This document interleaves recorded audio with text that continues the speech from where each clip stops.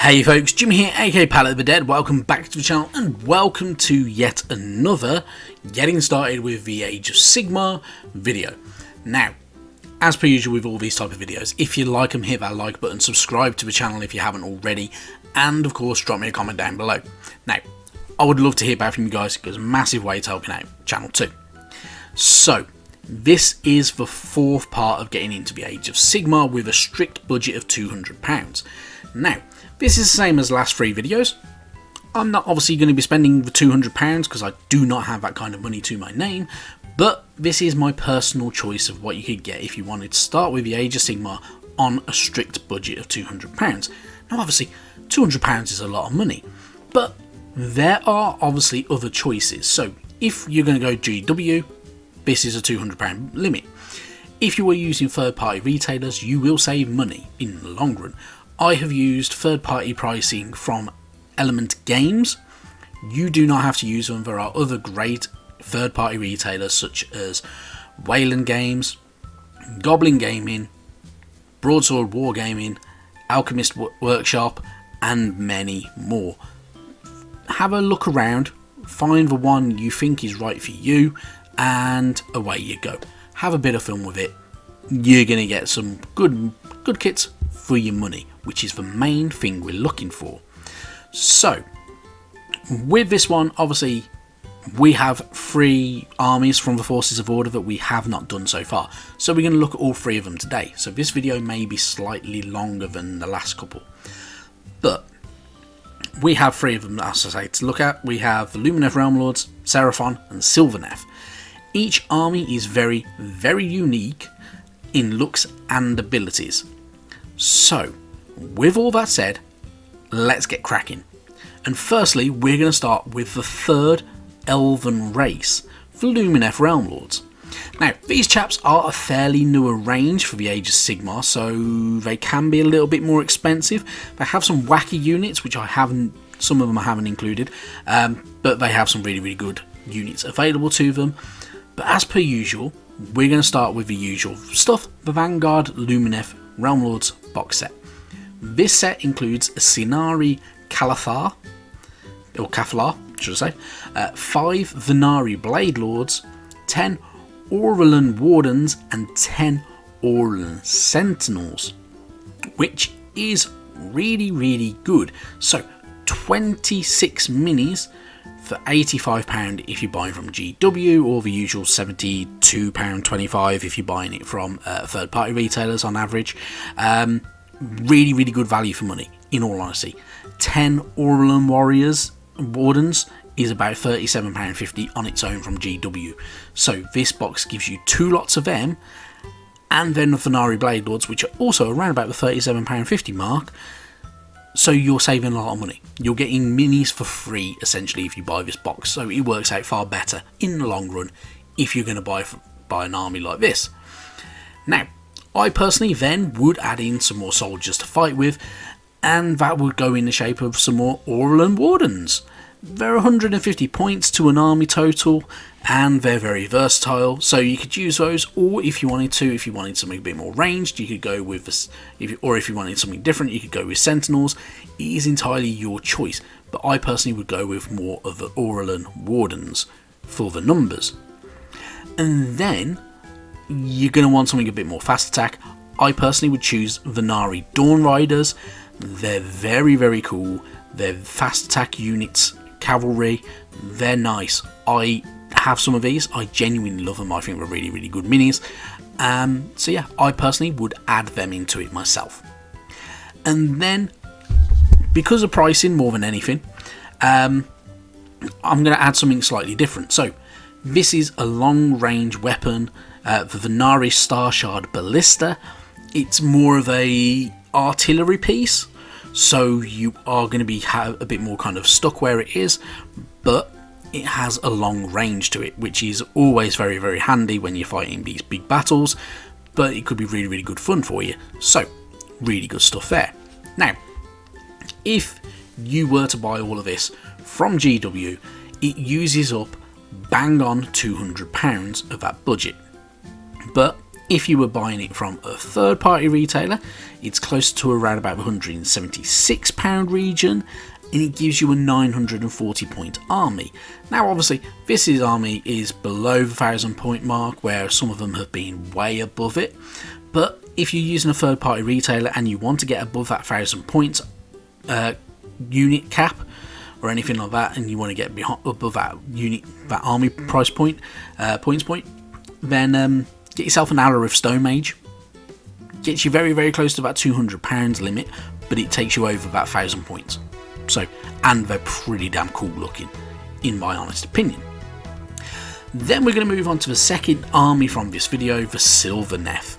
So, we're going into tree hugging territory right now with these kind of unusual looking units, but they're very, very cool. So, to begin with, yeah, we're going to choose the Vanguard Silvernef box, of course. So, we get a Branch Witch in this box, we get 3 Kurnoth Hunters, we get a Tree Lord that can be made into the Spirit of Durthu, or a Tree Lord Ancient if you wanted to, and you get a unit of Tree Revenants. So, these can also be made into Spite Revenants, so it is entirely up to you which you go for. And again, £85 at GW, £72.25 at most third party retailers, but yeah, really good stuff there, and it's a good set to get going with. Then I personally would add 2 individual units, although you could easily substitute these out for a troop unit or anything like that if you wanted to, but I personally would be tempted to get what is known as Duranthy, which is the Arch Revenant mini. It's cool, I already have one because of good old Stormbringer magazine, and it's a very nice mini. So yeah, I would be kind of tempted to go with one of them because it's a nice looking mini. The other one is a Branch Wraith. The only downside to the Branch Wraith is it's an older mini, and it's actually no longer appearing on the Age of Sigmar mobile app, so I could not find its War Scroll, which is frustrating. So if you were going to swap it out for it, though, I honestly would take one of the other units, which can be really, really good. But it's going to be now time to talk about troops. So for me personally, I would take a unit of Gossamer archers. You know, takes 210 points of our army total, but they're really, really cool. And then I would also have a unit of Spite Revenants. Now, Spite Revenants can be made into Tree Revenants if you wish to, so I would always build it the opposite to whatever you built that set from the Sylvaneth Vanguard box. Or you can build it exactly the same. It is entirely up to you at the end of the day, but I personally would go with the opposite, just so they're very different and they change up quite drastically. Now, this army list comes in at around about £192 from GW or £165 from third party retailers.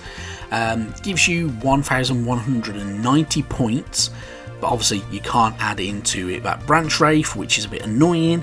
So if you didn't want them 2 additional heroes, you could always say take some Spite Rider Lancers. It adds 70 points to that points total, but it actually saves you a tiny bit of cash.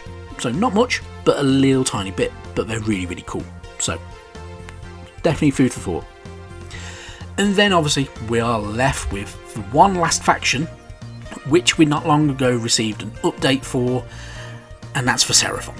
So again, with the Seraphon, I personally would always start with the Vanguard Seraphon box, which contains a Saurus Old Blood on Carnosaur, which is a bit of an older model. It does have different build options though, so you do have choices to make with that one.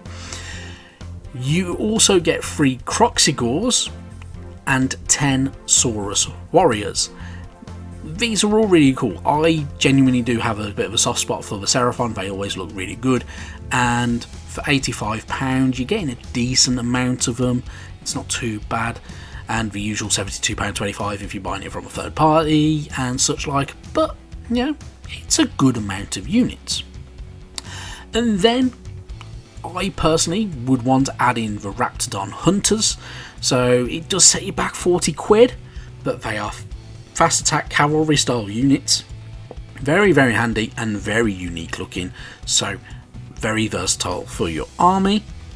And then I would also add in a box of Saurus Guard.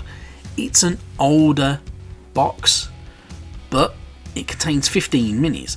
At the moment, a unit of Saurus Guard is 5 minis, so you have 3 units to add on your battlefield, which is pretty good stuff. And then I personally would be adding in something slightly different. This is one of the Warcry sets, so the Hunters of Huan-Shi, which gives you 3 different unit types. So you get Terror Wings, which are pretty cool flying pterodactyl style dinosaur folks. Yeah, it's the only way I can describe them. Hunters with the Starstone Bolus, and you get a unit of Hunters with Dart Pipes. So it's a very good mix to put on a tabletop. I quite like this army. I think this army works very, very well and could gel quite nicely with itself. So you get a mix of older minis, you get a mix of newer minis, so pretty good stuff there. Now, if you were buying this army from GW, it's another one. It costs you bang on £200, which is pretty decent. But if you're getting it from a third party retailer, 170 quid, which is really, really good for an army which has a points total of 1,300. So a very good value for money kind of army there. So it's always going to be your choice. Whether you want to go for an army of Forces of Order, or if you want to be something a bit different, it is always your choice.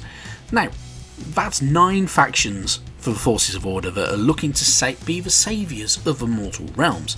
But obviously, there are other factions to go for. So, yeah, we'll have a look at those in the very near future. But for now, thank you very, very much for watching. Obviously, these are all my personal choices. It is always down to the person buying. If you want to go for whatever you want to go for, if you want to go for something that looks cool, go for something that looks cool. It is your money, your choice. Have a bit of fun with it. But otherwise, that's it from me. Thank you very much for watching, and I'll see you sometime soon. Bye bye now.